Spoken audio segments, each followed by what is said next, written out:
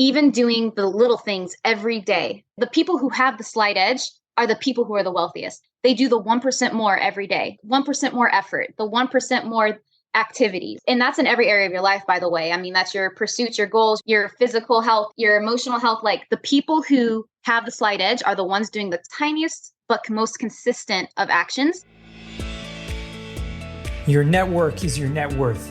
Come listen to some of the most successful people I know share invaluable knowledge, stories, and advice in real estate, business, and beyond. This is Weiss Advice. Whether you want to take your business or personal life to the next level, look no further. Welcome back to another episode of Weiss Advice. I'm your host, Yona Weiss. Excited to be here today. Another beautiful day, and we got a great guest. I'm really pleased to welcome Miriam McKisic to the show. How you doing today? I'm doing great. I'm really excited to be here and talk with you today. I'm equally excited. It's not every day you get to speak with a real life ninja. And no, it's awesome. I love the fact that you have, for our listeners who aren't familiar with you, I'd love for you to give a little background, but she goes by the handle of Multifamily Ninja. And I love that because, something that you do and you're passionate about is, the ninja competitions and, physical, prowess to do something like that is something most people, dream of. But it's awesome that you have that kind of competitive spirit in you. Yeah, thank you. It is a passion of mine. And it wasn't too long ago, I decided to blend, the Instagram handle with my passionate hobby with what I'm really striving to do in building wealth in real estate. And it kind of stuck. I'm actually surprised the handle was available, more or less, but yeah, I am working towards being an actual ninja in all of multifamily, but that bar is really high. So I'm striving to get there. But for now, I'm actually a ninja in real life. Right. So, you're a ninja and a multifamily ninja. So it's cool that the word is kind of synonymous with being an expert, right? And being like the best out there, which is kind of weird because if you go back to the etymology of like what the word actually means, it's like, an Eastern martial art, really, they were like spies and ninjas. And so it's kind of weird how that's kind of taken into our English language as like just an expert. Yeah. I love it though. I love it. I like calling anyone a ninja and something they excel at. Like it's a fun word.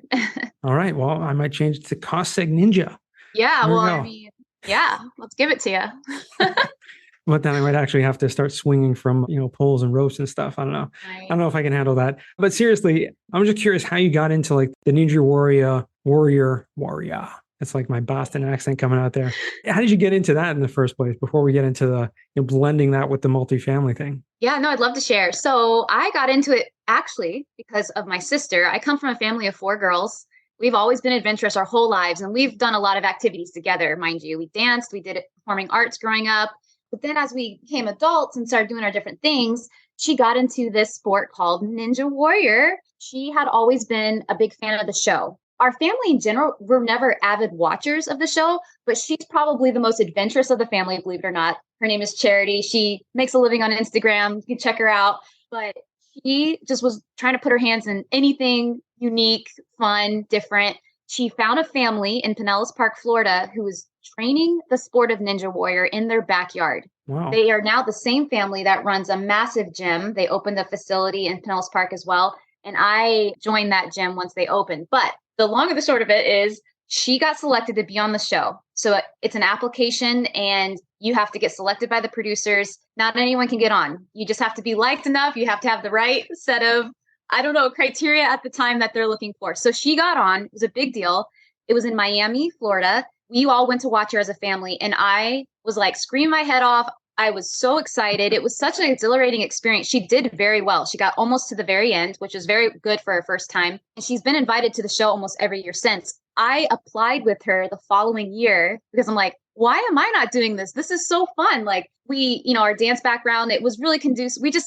We danced, but we also combined it with stunt work. So I just love the physicality of it. And sure enough, later that year, the Jungle Gym that I joined now opened. So I just ran with it from there, got some coaching, got some training, and I've been hooked ever since. I did get called the following year and got to compete in Atlanta. So that's so cool. Yeah, it's been fun. That is fun. I mean, it's a lot of like gymnastics also. It's just a lot of physical strength required. Yes. Upper body is insanely required and you're insanely strong in the upper body for sure. Gymnasts do very well in the sport because of that. but it's not required. In fact, you might be surprised. Like you might think that CrossFitters, for example, could do the sport really well, but it's more of a functional fitness. That's why gymnasts and rock climbers do really well, because they know how to move their body. The body awareness is like paramount to actually succeeding in those sports. Whereas like just brute strength doesn't necessarily get you there. So I think some people who are physically look strong and are strong, they get kind of a rude awakening when they try to attempt something like Ninja Warrior, because it's just not the same. Sure, absolutely. I mean, it takes a lot of reflexes and just, like you said, body awareness to be able to get into that. Very impressive indeed. I want to kind of transition to that because you've combined that with multifamily. So let's kind of take a step back and talk about what were you doing before you found the multifamily real estate world, and how did you get into it, and where are you now? Okay. So it was in 2020. All right. 2020 is like, I think, going to go down in history as the year that either made you or break you. You know what I'm saying? People made lots of changes. That's for sure. Yeah. Just tons of change. And it was actually right before COVID kind of really landed. I got exposed to a gentleman named Jim Baker, who is a wealth guidance expert. Think of like Dave Ramsey, but on steroids. He was all about like, after you graduate from Dave Ramsey, how are you growing your wealth? Like this gentleman, really did a great job doing this kind of coaching. And I was just so gravitated. At the time, I still am a full-time engineer. I work for a telehealth company. We specialize in sleep medicine, but I thought I was going to climb the corporate ladder like everyone else. I mean, I told you I was from a family of 4 girls. We all attempted college and I'm the only one who stayed. They all went off to do their own. They're very entrepreneurial. The whole family is. My mom and dad were both self-made entrepreneurs. My dad was a very successful cabinet maker. My mom sold her art, and we grew up just with that mentality. But I thought college was going to be like just the way to do things different, maybe even make us a little more money, because we weren't a wealthy family by any means. We just were really good budgeters. I knew my parent. I never felt like I didn't have a lot. I never felt like I had lack either. It was just kind of like a very safe, but I knew we weren't rich, right? It was just one of those things. And I thought college was going to like break me out of that, just being average financially. And so I did. I chose engineering discipline because I'm like, engineers make a lot. Sure. Yeah. And they can. They can. But as I quickly learned, there's a glass ceiling on almost every career in the corporate world, which is honestly, it's not. The entrepreneurial life and doing something by yourself or on your own is not for everyone. I don't subscribe to that. I feel like there is a place for corporate America, for people who just get the itch or the bug bites them to just, how can I be a better person? Like, I don't know what it is, but some of us are just born with that innate like desire to have more. Typically comes when you're a driven person. You're already successful in your W-2 because of it. And you just kind of like just searching for the more, like, and so that was kind of me. I was basically at probably the 7-8 year mark of my career. And I quickly was realizing, unless I want to be the CEO of my company or in the executive leadership level, I'm not going to make the salary that maybe I'd hoped. But I also knew I would not have the time at all to enjoy the money I was making. So it's typical, the story you hear over and over again. Yeah. And you're just really kind of like tied down to it also. They call it the golden handcuffs for a reason, right? And I was really starting to feel that and kind of like, okay, let's explore some options here. Jim Baker, who has his company is called Wealth with God, and he talked about the 3 branches to wealth building. One was the traditional investing in stocks, one was owning your own business, and then one was investing in real estate. He just kind of put them in those 3 categories. And out of the 3, investing in stocks more in the traditional way, like you put money away consistently over time for 30 years, boom, you're retired. So I knew I didn't want to do that one. I wasn't really cut out for the business one. I mean, and he even said, either business, you make it like huge or you fail. Like there's not really a middle ground. It's like you either get tons of wealth because something took off and there's a lot of failing and a lot of retrying. I was like, okay, at this point in my life, I don't know if I want to do that. And then real estate makes the most millionaires ever. Like it is known for making the average person a millionaire. And I was like, okay, let's look at that. I'm looking for efficiency here. Not ashamed to say, if there's a shortcut, I'll take it. Not that it doesn't take work, but you know what I mean? Like efficiencies. Absolutely. I'm an industrial engineer, for crying out loud. Like performance improvement is like my jam. So how can we do this bigger and better? So that was it. I was like, I'm going to focus on real estate. Then he put me in touch with some coaches who focused on real estate. They were single family and they're based out of Sarasota, Florida. And I was doing that thing. I thought going to get single family homes and building that portfolio was going to be the way I did this thing. And then someone in that group said, here's a book list. We're just networking, right? Learning. And she's like, here's a book list on reading. You might like this one on multifamily real estate. It's just this aspect of real estate that's kind of uncommon, but like super scalable. And I was like, sure, whatever, I'll read it. It was Michael Blank's book. And it's old. It's actually kind of older now, but it has a very generic name. It's called Financial Freedom with Real Estate Investing. Yeah. And then the subtitle is like The Blueprint to Quit Your Job Without Experience or Cash. And I was like, okay, I read that. I am not a reader. I read that book in like 48 hours. I was like, I just cover to cover. I'm like, I ate it up. I loved it. I was like, this is so, so good. And I kind of never looked back from then. I realized that I kind of needed to shift focus out of single family and to get in this multifamily space. Then I looked for coaching in that arena. Awesome. Wow.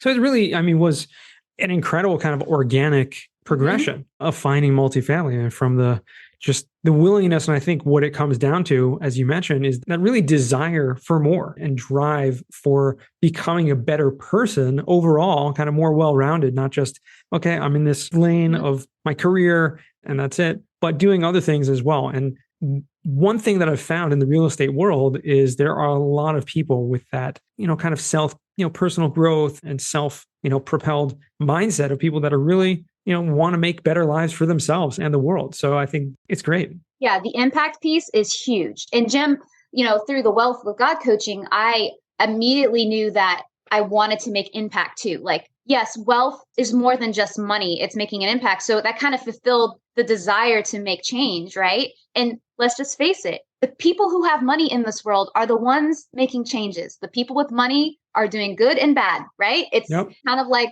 how the world turns. And you kind of have to get over the fact that money is not all evil. In fact, the more of us who have it with good intentions, the better this world is going to be. And that's so true. So that really resonated with me, and multifamily was going to be my ticket to get there the fastest. And so I've been laser focused ever since. Well, good for you. And how's that taken off? I know having a coach and having a great network is something that a lot of people talk about in terms of allowing them to make that accelerated growth. Is that something you've done? I know that you're in the Tampa Bay area. I just want to preface with this, or anyone who's going to jump off the podcast for whatever reason. I can't imagine why, because this is like extremely entertaining and you have such great energy. But if anyone is in the Tampa Bay area, right, Miriam, you host a meetup for real estate investors, and we're going to post a link to that in the show notes. But how have you grown, through your network, through coaches, your own personal portfolio, or your goal is to get to where you want to go? Yeah, no, coaching, mentorship, it is the lifeblood of getting me to where I am. And I will forever be an addicted learner. As I level up in my entrepreneurial journey and like my multifamily investing, like when I feel like I've graduated, I'm looking for who's doing it, who's 10 years ahead of me, who's 10 years ahead of me. I did coaching groups for the first couple rounds because there's a low barrier to entry cost wise. And, there isn't some incredible groups out there. Like if you take advantage of what they're giving you and you study and you put it in the work, you're going to get a ton of value. But at this point in my career, I am looking more for that mentorship, like the one-on-one, who is doing what I want to do and is at least 5 years ahead of me. But yes, coaching was essential, and it still is. I actually met in Tampa Bay's, I'm born and raised here, by the way. I have never lived anywhere else. I love to travel, but this is home. Oh, wow. And I wanted to build my network here because I want to invest here. And I know this is a flaming hot market. It's one of the top 3 in the nation. I think between Florida and Texas, we fight for that first position as being the hottest real estate market. But there are just so many gems here in Florida still. And I've grown up in this area. I'm on the Tampa Bay area. So that's, for those of you who may not know, there's like a peninsula within the peninsula. I'm on that little west side of the state, right in the middle. And I love it here. The water is like my jam, the sun, the warmth. But even on the outskirts of the city and everything, it's just beautiful. So I just knew I wanted to connect with people who lived here. I actually, in my first coaching group, I intentionally sought out people who were here. I'm like, who's in Florida? I want to meet you. Let's get together. And I found at least 3 people who were within 30 minutes of me. Wow. And they are my good friends to this day. Like, we are connected. And in fact, 2 of the guys that I met in the group, Chris and Sean, they kind of co-lead that meetup with me that happens every month. And it's been so fun to do that with them. They are amazing investors themselves, buying in Lakeland and Newport Richey and all over the place. They've both quit their jobs doing this full time. So it's just been really awesome to watch them grow. And I also connected with one of my accountability partners, Anna, and we talk weekly. She's got an amazing background in property management and actually is trying to own her own buildings too. So we've just been partnering up and like seeing how things go. But yes, I love Florida and I'm really focusing on building my network here the most because that's what I care about. But yeah, that's gotten me to where I'm at today. The meetup has been a huge kind of like a credibility / exposure mechanism for me. And I was really nervous to do that, but it's really like we average between 35 and 50 people every month. So there's clearly a demand for it and it's working. So I love it. Absolutely. It's an amazing thing to have an in-person meetup. When we were doing COVID, have this virtual meetups that we're doing, and I'm still doing that. I actually have one in about an hour from now, but doing it in person, there's really nothing that compares to that, especially you're building a local community and being boots on the ground really in a market like Tampa Bay that is just growing, continuing to grow, continuing to expand. And like you said, one of the hottest markets in the country. You have a great advantage, when it comes to real estate, especially multifamily.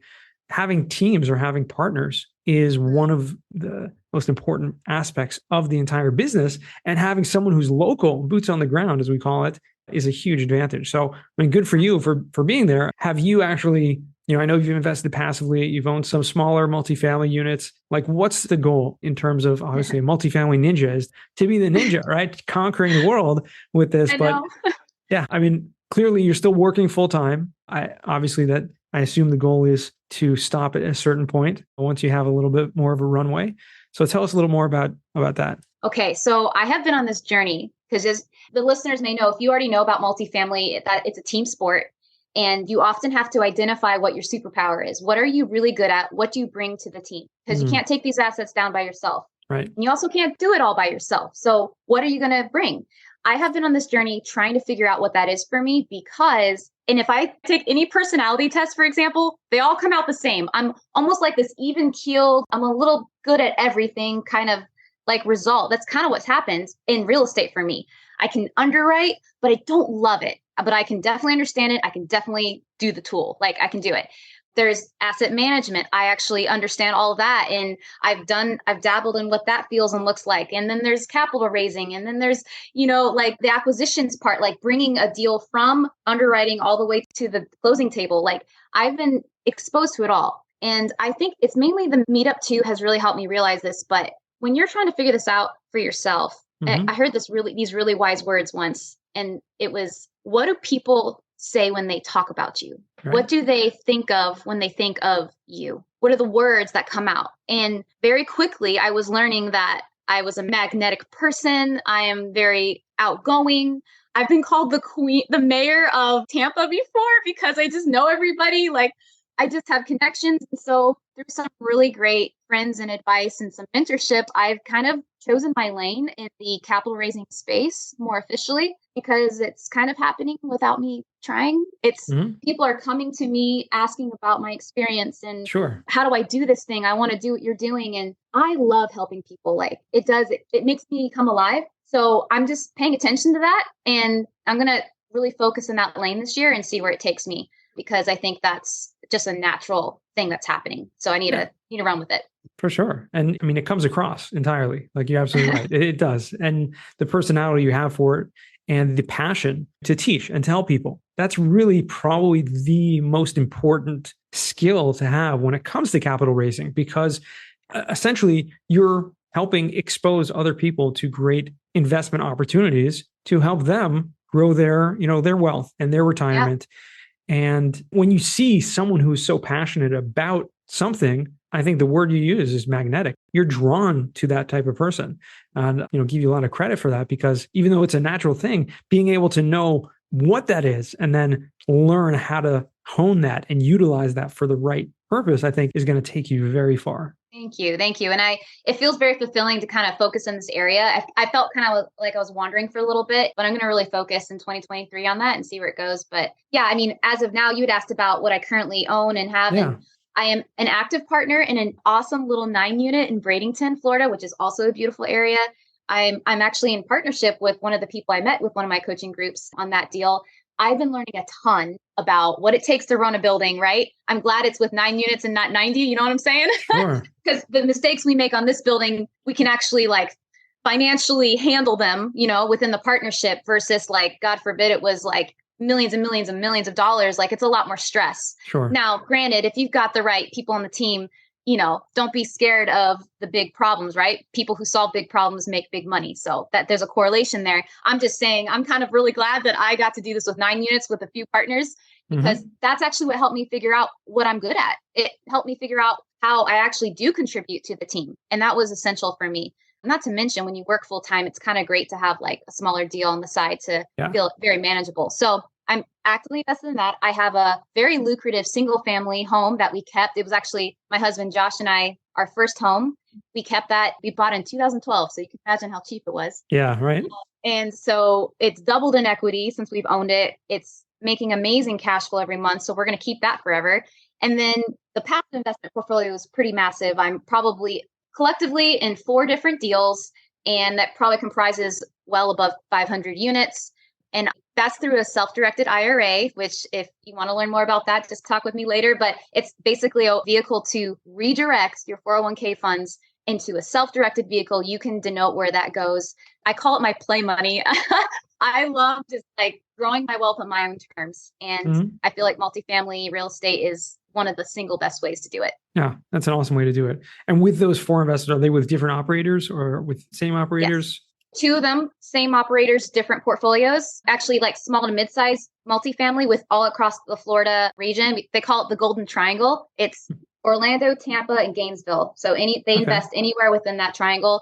These operators are amazing too. I've actually spent a lot of time with them. They've opened up their arms to me and let me walk properties with them. It's been an amazing experience. I'm in 2 portfolios with them. And then one's in Texas, San Antonio, with an all women's group, which I also love. That's and cool. Then actually one is it's actually a promissory note type of deal, a much smaller dollar amount, but that's with someone locally here in Tampa, again, because I just want to be helping people who want to be a lender too. So just kind of playing with that space too. So that's kind of like what my current portfolio looks like. That's great. And it's, a little more diversification is great. I think it really exposes you to different elements. And the fact that you're able, as a passive investor, as a limited partner, to walk properties with the owners, you learn so much, especially from people who are, like you said, a few years ahead of you at the very least.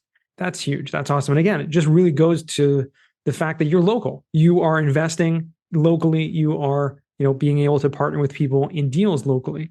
And, as we're speaking this, I'm thinking of the people that I know that own and invest in Tampa, and would love to kind of give you some exposure to them, because there is so much. I mean, when you have that advantage of a local market and being there, especially in a growing place like that, and having a meetup, people will come in. You can bring in a guest speaker, someone like I have a guy who's, they've invested in over close to $2 billion in the past 5 years. Wow. Which is crazy. But, Tampa is one of the markets that they've heavily invested in. And I'm like, this is a guy that, I would love to, if he comes to town, have like as a guest speaker. Oh my God. It really would be, that would be awesome. Look me up. For sure. For sure. Well, awesome. Miriam, I want to transition to now what we call the final 4. These are 4 questions I ask all my guests. First one for you is, and I can't believe the time's already flown by as much as it has. This is just like, but we have to end the show sometime. So what is the worst job that you ever had? Oh, this one has got to be, I was in high school and I was just picking up any odd end job that I could. I worked at a dry cleaners in the back room, and that was rough, guys. That was really rough. I mainly just felt kind of unsafe back there. It was just kind of like a mom and pop shop. So anyways, that was my worst job, but it did motivate me to do better and to like, I don't have to just take the lowest of the low job if I put my mind to it. So that kind of like got me out of this headspace of like, I don't have to stay here. When you push the pain, you can kind of force your mind to like think about different opportunities. If, it doesn't take much. You're right. Yeah. I mean, it doesn't sound like a great job to have, but like you said, it teaches you. And at a young age, I think most of the people on the show, what I found is that this question, we've, had over 300 guests already, have answered this question. I think the vast majority of people that was one of the first, if not the first job that they had in high school or, or out of college or something like that. And because it teaches you really early on what you don't want to do. And then you kind of reposition yourself. Absolutely. I believe in it wholeheartedly. Like when I start having kids, I mean, I'm going to listen, let's get down and dirty. Let's start from the bottom and see because even in that like refiner's fire, if you will, you kind of discover what your kid's good at too. And nothing's ever long-term. So it's a good experience. You don't have to work in the dry cleaner forever in the back room. No, right? no. Okay. Second question. What's a book you've read that's given you a paradigm shift? Well, I already kind of gave you a sneak peek into the last one. It was Michael Blank's book that got me on the journey. However, I'm going to add one to the list. The Slight Edge by Jeff Olson. Have you heard of that one? We have. Yeah, definitely heard of that. So basically the premise is just even doing the little things every day. The people who have the slight edge are the people who are the wealthiest. They do the 1% more every day, like the 1% more effort, the 1% more activities. And that's in every area of your life, by the way. I mean, that's your pursuits, your goals, your physical health, your emotional health. Like the people who have the slight edge are the ones doing the tiniest but most consistent of actions. And that book has just like, whenever I'm having a rough day, I think of that book. Like that book always comes to the front of my mind. Like, wow, all I have to do today is the slight edge. What is the slight edge for me today? And that is put in an email into my list, or like put something on my calendar as a to-do that I want to accomplish next week because I know I'm keep putting it off. Like just document something. Like it can be so small, but it's like waking up when you say you're going to wake up. Like it doesn't matter. Just pick something and do it. And it's the smallest of things. The other part of that book that always is like, kind of like, I don't know, sticks in my mind is it's easy to do. It's easy not to do. Yeah. So whenever you're in a juncture or a crossroads where it feels like that, that's your sign. That's the slight edge. You need to choose to do it because it's just as easy not to do it. But that's the one thing that's going to push you miles forward in the long run. So. For sure. Maybe easier not to do in many cases. Yeah. Just not doing anything is easier in general, right? Just being passive and not doing anything. Yeah. But oftentimes that's a sign that if something inside of you, in your conscience or whatever you want to call it, is telling you that you should do something when you're supposed to, and then something else inside you saying, no, don't do that. That struggle is there. It's probably a good idea to do it. Exactly. Third question, what's a skill or talent that you would like to learn? Well, this was a tough question for me, okay? I've been like thinking the whole interview about it. Really? Yes. It might be that one move on the ninja course, that you're struggling with. Okay. Well, listen, I'm a musician too. I grew up playing music. So like I can sing and I can play instruments, and that is a very fulfilling part of my life. And I love that. Ninja is incredible. Believe me, there are levels to the physicality of that sport that I have yet to reach.